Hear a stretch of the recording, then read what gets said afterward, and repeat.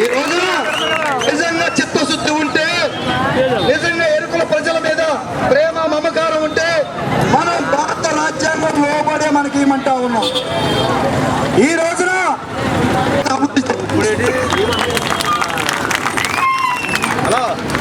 కానీ ఎక్కడ తెలుసు వీళ్ళు ఎక్కడ కారులో దిగుతారు, వీళ్ళ స్థలాలు దోచుకుంటూ అడిగే వాళ్ళారు. కానీ ఈ ప్రాంతంలో కోస్తా ఆంధ్రాలో దాదాపు 10 లక్షల పైగా ఉన్నటువంటి గిరిజన ప్రజలకి ఏ ఒక్క శాసనసభ కానీ పార్లమెంట్ సభ కానీ కేటాయించారు అని ఈ రోజున అగ్రకుల రాజకీయ నాయకుల పార్టీలు పాలకుల్ని అడుగుతా ఉన్నారు. ఈ రోజున మిత్రులారా, కానీ మీ వల్ల నాకు లాభం లేదు, మీరు మర్డర్ చేయరు, మీరు మానభంగాలు చేయరు, మీరు దొంగతనాలు చేయరు, మీరు అవినీతికి పాల్పడరు డాక్టర్ గారికి చెప్తే మేము వెళ్ళిపోతాం. టైం ఇక్కడంతా వేస్ట్. మేము ఆల్రెడీ తెగించున్నాం.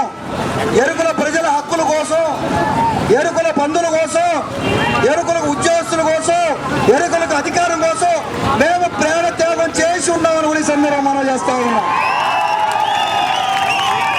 ఎరుకుల హక్కుల కోసం అనేక మంది చనిపోయే విషయం గుర్తు చేస్తా ఉన్నాం ఈ రోజు.